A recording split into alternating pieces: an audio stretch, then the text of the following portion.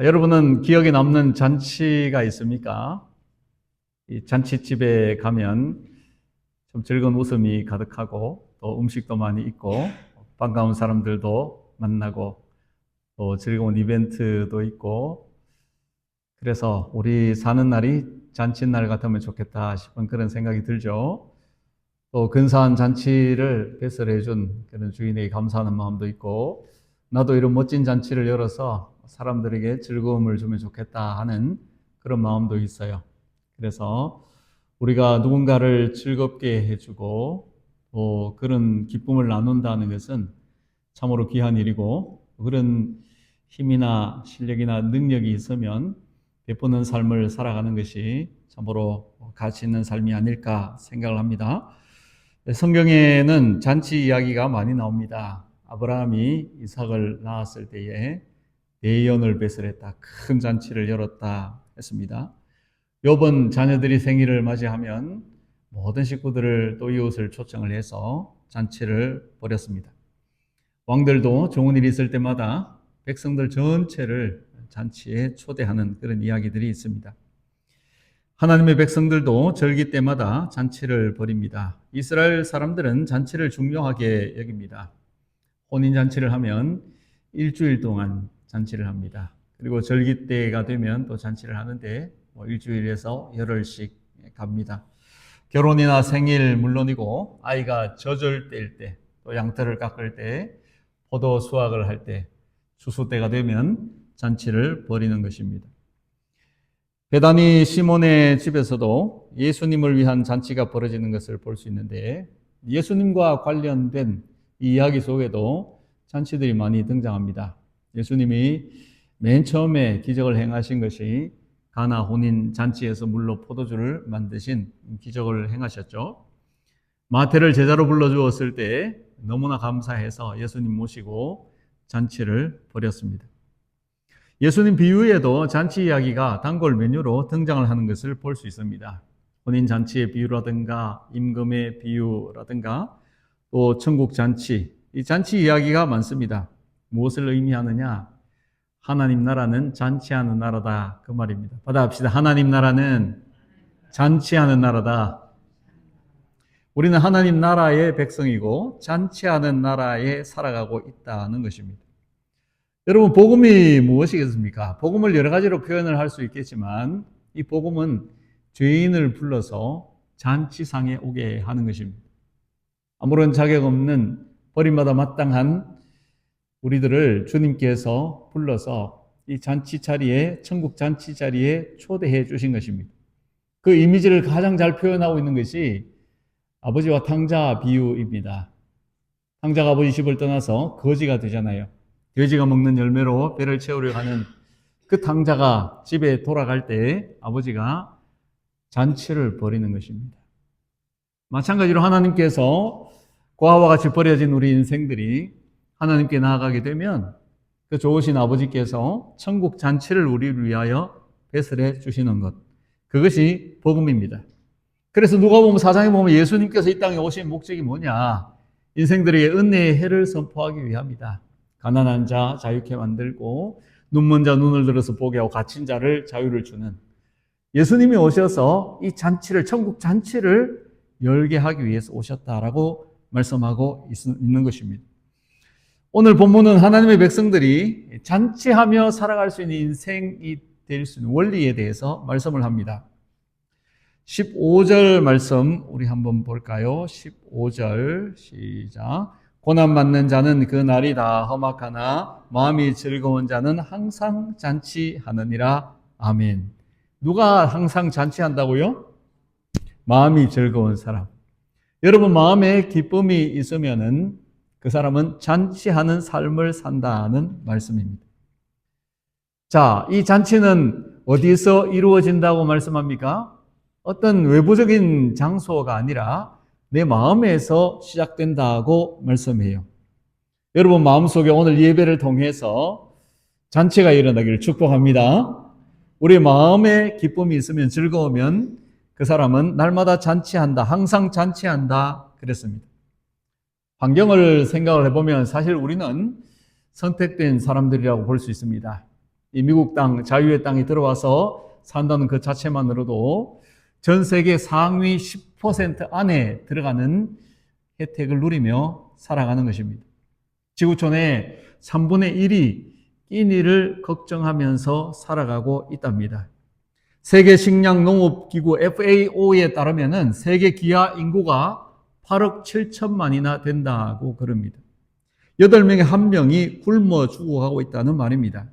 기아로 인해서 영양실조에 걸려서 굶어 죽는 아이들이 많이 있습니다. 수억 명에 이르고 있습니다. 지금 우리가 한 끼 먹는 이 식사를 생각을 해보면 옛날에 임금님이 부럽지 않을 정도입니다. 몇십 불만 있으면 임금님의 그 수라상 메뉴를 차릴 수가 있어요. 그래서 임금님이 기본적으로 식사를 할 때는 이 반찬이 14가지였다고 그러는데, 뭐 우리 그냥 식당 가서 그 더 많은 이 메뉴들을 즐길 수 있는 그런 시대 속에 살아가고 있습니다. 미국은 연간 6천만 톤의 음식물 쓰레기를 배출을 하는데 전 세계 22%에 해당하는 음식을 버리는 것입니다. 그렇게 먹고 또 소비하고 살아가지만 정말로 우리의 삶에 진정한 잔치가 이루어지고 있는가? 이것은 생각해 볼 문제입니다. 사람들의 마음에 기쁨이 없다면, 평화가 없다면, 서로 미워하고 시기하고 웃을 일이 없다면 그것은 잔치를 하는 삶이라고 볼 수가 없습니다. 잠언 17장 1절 말씀, 우리 1절 말씀을 한번 읽어보겠습니다. 시작. 말은 떡 한 조각만 있고도 화목하는 것이 제육이 집에 가득하고도 다투는 것보다 나으니라. 아멘. 먹을 것이 없어도 좀 쪼들리며 가난해도 서로 사랑하면서 의지하면서 오손도손 살아가는 그것이 훨씬 행복하다라는 말씀입니다. 영국 동화입니다. 어떤 임금이 몹쓸 병에 걸렸습니다. 원인을 알지 못하고 자꾸 시름시름 아픈 거예요. 이 의사 저 의사 진찰을 해봤지만 뾰족한 방법이 없어요. 한 의사가 제안을 합니다. 임금님의 병은 마음에서 오는 병이고 또 스트레스가 너무 많아서 생긴 병입니다. 이게 통할지 모르겠지만 임금님이 이 나라에서 제일 행복한 사람의 속옷을 구해다가 그것을 입고 계시면 잘 때도 편안하게 잘 수 있고 또 마음의 평안이 찾아올 것입니다. 이렇게 처방을 해 주었습니다. 별로 어렵지 않은 처방이니까 임금이 명령을 내렸어요. 그런 사람을, 제일 행복한 사람을 내 나라에서 한번 찾아보라고. 그래서 이제 신하들이 전국 방방곡곡을 이제 사람들을 보내서 우리나라에서 가장 행복한 사람을 찾는데 그런 사람이 구하기가 생각보다 쉽지 않았어요. 결국은 잘 못 찾으니까 임금께서 그러면 내가 직접 한번 나가서 찾아보겠다 하고는 임금이 이제 길을 떠났습니다. 이곳저곳 이 집 저 집 이 사람 저 사람 만나면서 다니는데 그렇게 사람들이 생각보다 행복해하지 않아요. 피곤한 몸을 이끌고 저녁이 되어서 물레방앗간이 있는 곳으로 이제 찾아들게 되었어요. 방앗간 문을 열려고 하는데 안에서 방아가 돌아가는 소리와 함께 사람 소리가 들립니다. 그 방앗간 주인 한 농부가 이 방아 돌아가는 그 리듬에 맞추어서 이런 뭐 노래도 하는 것이 이야기를 하고 있어요. 나는 세상에서 제일 행복한 사람이야. 아침이 되면 방아를 돌리고 저녁이 되면 쉬지. 우리 사랑하는 가족들이 있으니까 나보다 행복한 사람이 있을까? 나는 임금보다 행복할 거야. 이 노래 비슷한 소리가 들려오는 거예요. 임금이 밖에서 듣고 있더나 옳다구나. 이제 드디어 찾았네. 그래서 문을 열고 들어가서 그 농부하고 대화를 나누면서 내가 이런저런 사정이고 내 임금인데 나에게 자네 속옷을 좀 줄 수 있겠나? 임금이 어려운 부탁하는 것도 아닌데 이 농부가 아주 난색을 표하면서 임금님 그 소원을 꼭 들어드리고 싶은데 저는 가난해서 속옷이 없습니다 라고 말했다는 것입니다. 온갖 것을 다 누리고 권력을 가지고 있고 부족함이 없어 보이는 이 임금은 우울증세가 찾아와서 초상집 같은 삶을 살아가고 있는데 그 가난한 농부 입을 속옷조차 없는 이 사람은 진정으로 기쁨을 누리면서 잔치집 인생을 살아가고 있더라는 것입니다. 예수님께서 누가복음 12장 27절에 솔로몬이 입은 모든 영광으로도 저 들의 백합화 한 송이만도 못하다 말씀하셨어요. 여러분 삶은 어떻습니까? 여러분 마음에는 잔치가 이루어지고 있습니까?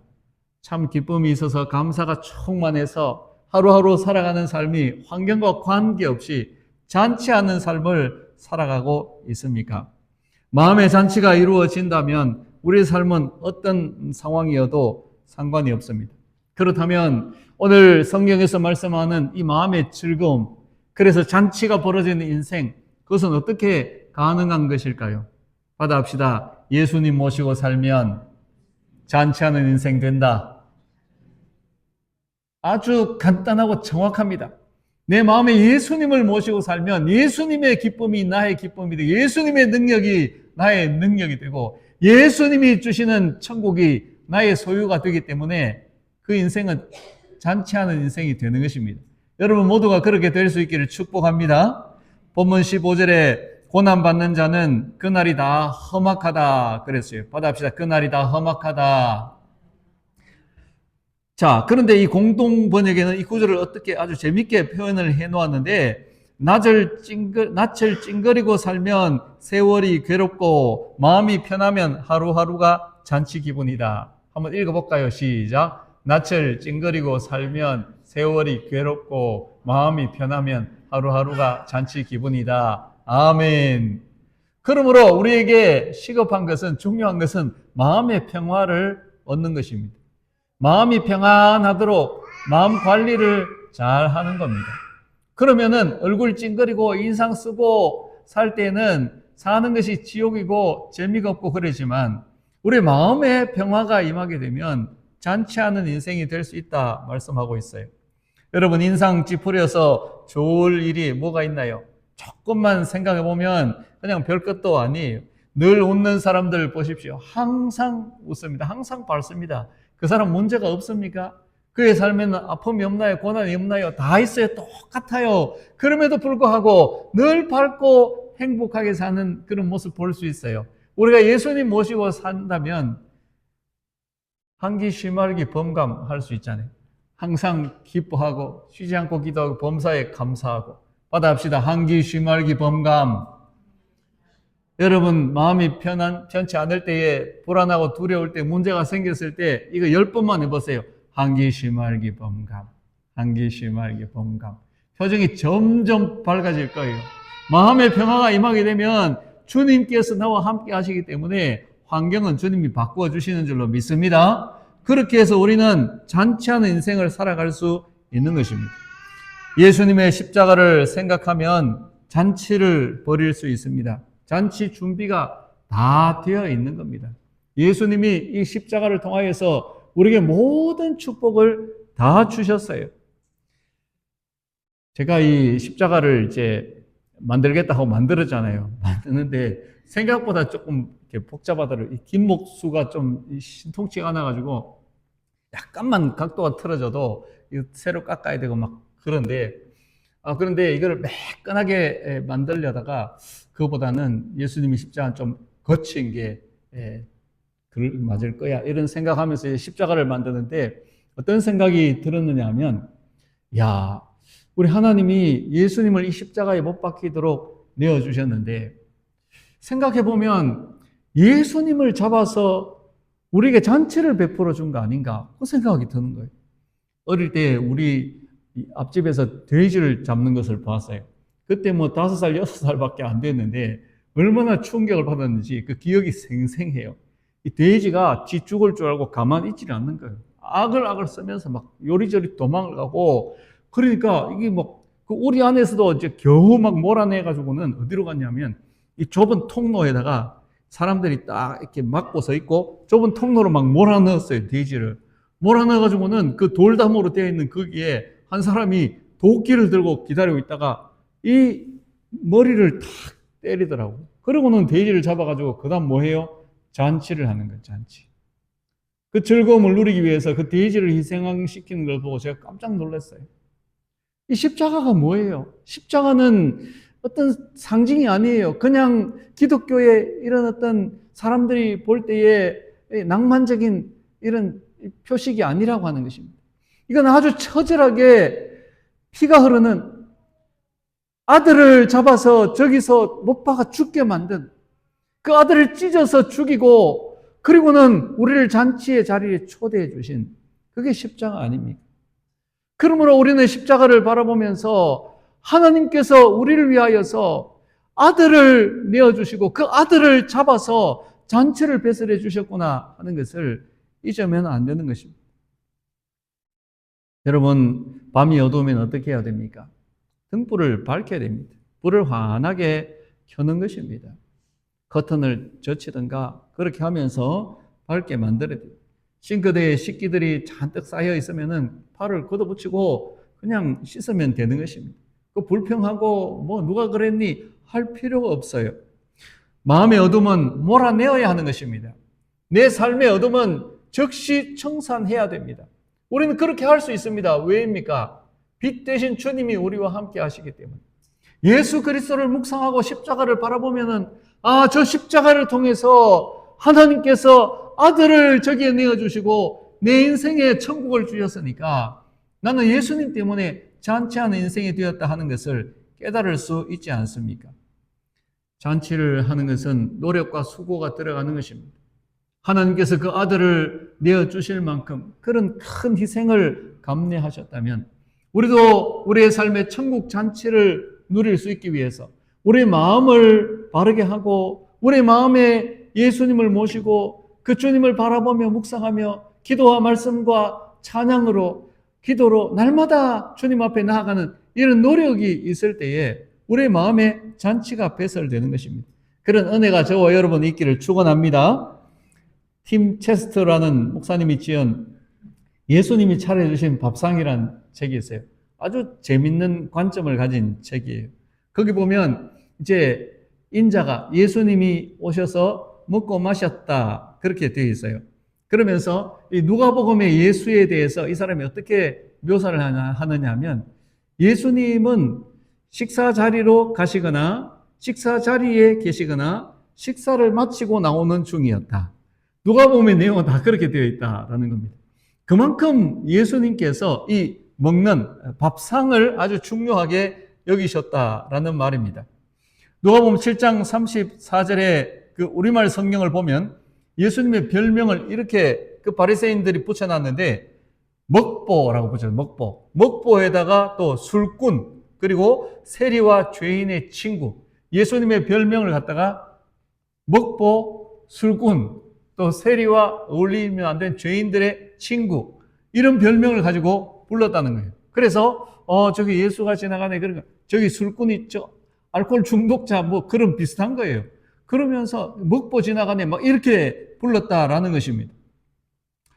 이 말은 예수님의 사람들의 눈에 그렇게 비치셨다는 말입니다. 예수님이 뭘 많이 드시려고 이 세상에 오신 거 아니잖아요. 술 마시려고 주님 오신 거 아니잖아요. 그런데 왜 이런 모습으로 주님이 사람들에게 비춰지고 있습니까? 그것이 그만큼 예수님의 사역에 중요했다는 거예요.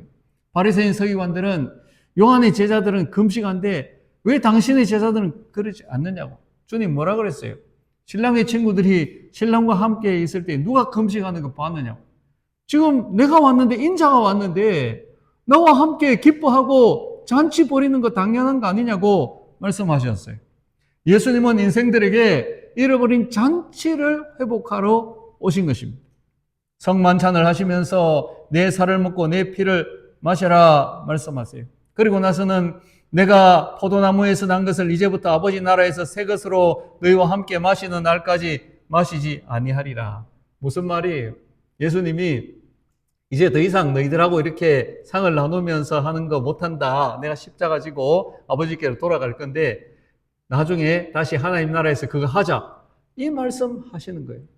제자들과 함께 그 식탁에서 교제하는 게 그렇게 제자들에게도 주님에게도 기쁨이었다 하는 말씀입니다. 요한계시록 3장 20절에 누구든지 내 음성을 듣고 문을 열면 내가 그에게로 들어가서 그로 더불어 먹고 그는 나로 더불어 먹으리라. 예수님 영접하는 게 뭐라고요? 예수님과 더불어서 먹는 거라는 겁니다. 같은 식탁에 앉는 거라는 거예요. 그만큼 이 식탁 교제는 우리 신앙에 있어서 중요한 겁니다. 왜 예수님이 잔치에 집중하고 있습니까? 인간이 잃어버린 것이 바로 잔치이기 때문에 그렇습니다. 하나님이 인간을 만드실 때에 노동하는 인간 되려고 만드셨겠어요? 뭐 하나님이 이 세상에 동물을 관리하고 식물을 키우는 그런 관리인이 필요해서, 종들이 필요해서 사람을 만들었나요? 그렇지 않아요. 하나님과 함께 교제하기 위해서 만들었어요. 이 세상 모든 만물, 좋은 환경들, 이것들을 하나님과 인간이 교제하기 위해서, 잔치하기 위해서 만들어 놓은 것들이라는 말입니다. 그런데 그 인간의 잔치, 하나님과의 교제에서 오는 기쁨, 하나님과 먹고 마시며 살아가는 그 천국의 이 축복을 뭐가 뺏어갔어요? 사단이 빼앗아가 버린 것입니다. 그래서 잔치집을 초상집으로 만들어 놨어요. 하나님과 관계를 단절시켜버리고, 그리고 먹으면 영원히 살도록 하나님 만들어 놓으신 생명나무 열매는 먹지 못하도록 되어버리고, 선악과를 따먹고 범죄해가지고, 그리고는 그때부터 먹으면 정령 죽으리라 했는데 정령 죽는 인생이 되고 말았잖아요. 그래서 이 사단 마귀가 빼앗아버린 이 잔치를 예수님께서 오셔서 다시 되찾아주기 위해서, 하나님의 식탁으로 우리를 초대하기 위해서, 하나님과 더불어서 먹고 마시는 이런 존재가 되도록 해주기 위해서 오셨다라는 것입니다. 마음의 즐거움은 어디서 옵니까? 다시 말씀드리지만 기쁨의 근원 되시는 예수님께로부터 옴을 믿으시기 바랍니다. 그러므로 여러분 마음속에 예수님이 이미 계신데 그 예수님이 계시다는 것을 알고 예수님과 함께 동거하고 예수님과 함께 대화하고 예수님의 이름으로 기도하고 예수님의 말씀에 귀를 기울이고 그렇게 살면 이 사람은 어디 가도 잔치하는 인생이 되는 것입니다. 그 사람에게 핍박이 오고 뭐 환란이 찾아오고, 그래서 저 북한에 있는 이 감옥에 있는 정치범 수용소에 있는 그런 사람들을 막 그냥 이 사람의 살갗을 벗겨내고 뼈를 부러뜨리고 그렇게 하는데도 그 사람들은 잔치를 하고 있는 거예요. 왜? 그 심령에 예수님이 계시기 때문에. 그래서 예수 없는 사람들을 불쌍히 여기는 이런 잔치하는 인생들이 되더라는 것입니다. 초대교회는 잔치하는 교회였습니다. 사도행전 2장 46절 47절 같이 보겠습니다. 시작. 날마다 마음을 같이하여 성전에 모이기를 힘쓰고 집에서 떡을 떼미 없습니다. 제가 읽을게요. 기쁨과 순전한 마음으로 음식을 먹고 하나님을 찬미하며 또 온 백성에게 칭송을 받으니 주께서 구원받는 사람을 날마다 더하게 하시니라. 아멘. 이게 날마다 표현이 2번 나와요. 날마다. 근데 날마다 뭐예요? 성전에 모이고 집에서 떡을 떼고 음식을 먹고, 이게 그만큼 중요하다는 거예요. 성도의 교제가 그렇게 이루어지고 있어요.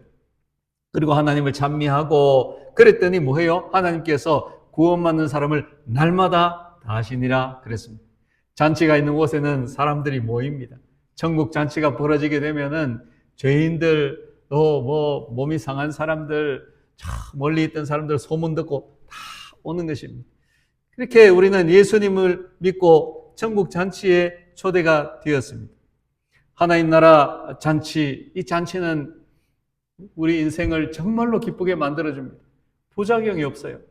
우리 미국이 잘 사는 나라, 한국이 잘 사는 나라, 이 잔치하는 수준으로 나라가 발전했거든요. 그래서 마트 같은데 뭐 식료품 코너 이런 데 가보세요. 다 잔치 음식들이, 잔치 재료들이거든요. 그게 막 풍성하고 넘치고 부족함이 없는 이런 삶을 누리고 있는데 실상은 어떻습니까?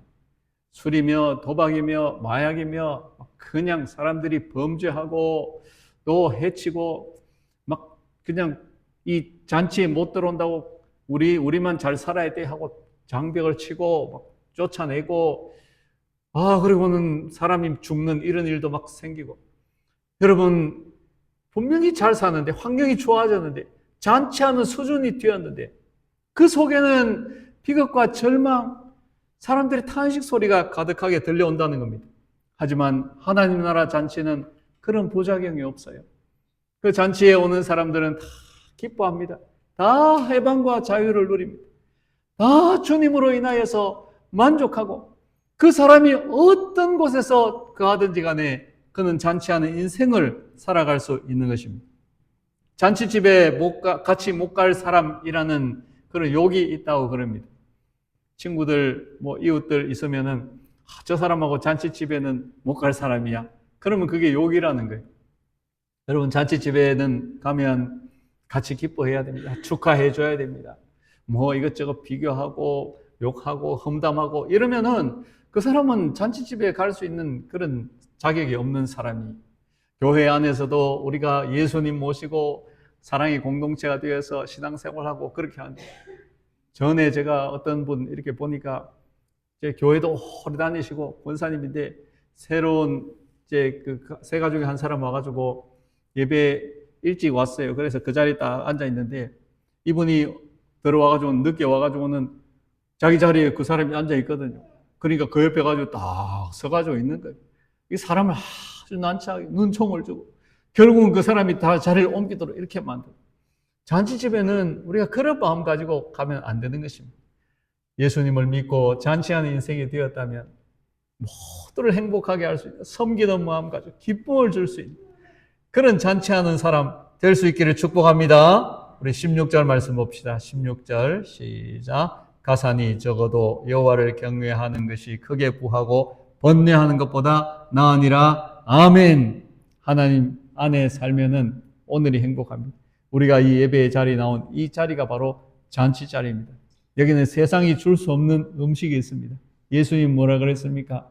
내 살이 참된 양식이고 내 피가 참된 음료로다. 그렇게 말씀하셨어요. 우리는 예수님을 먹고 마시는 인생이 된 것입니다. 성령의 생수가 새술이 공급되어지는 그 잔치에 와 있는 것입니다. 그러므로 우리는 예수님 안에서 항상 풍성함을 누리며 살아갈 수 있어요. 프랑스의 최고 지성이라고 불리는 르네 지라르라는 분이 있습니다. 이분은 그 과학계 아인슈타인만큼이나 영향력 있는 사람이에요. 근데 이분이 뭐라고 말했냐면 기독교의 십자가만이 이 땅의 모든 종교나 문명이 가진 한계를 극복할 수 있다 그랬습니다. 현대 지성의 상징이라고 여겨질 만한 사람이 예수님의 십자가만이 우리가 이 당한 이런 한계들, 문명의 한계들을 극복할 수 있다. 이 지성이 최고의 지성인답지 않는 말을 했는데 이 사람이 얼마나 생각을 하고 심오하게 깊이 탐구를 해보았는데 십자가가 아니고는 이 인류에 답이 없다는 답을 내놓은 것입니다. 종교다원주의나 인본주의나 세속주의, 이 세상의 물질 만능주의, 온갖 쾌락에 취해서 살아가는 이런 것들은 학문이나 철학, 사상 모든 것들은 결국 허무주의로 가게 되어 있습니다. 그리고는 인생은 길을 잃어버리게 됩니다. 절망 가운데로 갈 수밖에 없어요. 탕자가 되는 것입니다. 이 탕자가 되어서 방황하는 그 인생들, 이 탕자를 위해서 준비된 하나님의 처방이 뭡니까? 그 아버지 집의 잔치 아닙니까? 교회가 그런 곳입니다. 교회는 이 탕자들, 아버지 집을 떠나가 있는 길 잃은 그 인생들이 돌아올 수 있는 잔치집인 것입니다. 우리 한 사람 한 사람이 예수님 모시고 그리고 주님이 주시는 기쁨과 평안과 주님 안에서 모든 행복과 축복을 누리면서 그것을 나누면서 우리 교회가 정말 잔치집의 이런 분위기를 가지고 신앙생활하고 살아가게 될 때에 손님들은 하나님 보내주십니다. 그래서 이 자리들이 채워지고 정말 이곳에서 더 크고 아름다운 천국 잔치가 배설될 수 있을 줄로 믿습니다. 그러하기 위해서 여러분 마음속에 진정한 즐거움이 있고 예수님으로 인하여서 기뻐하며 날마다 잔치하며 살아가는 인생 되기를 축원합니다.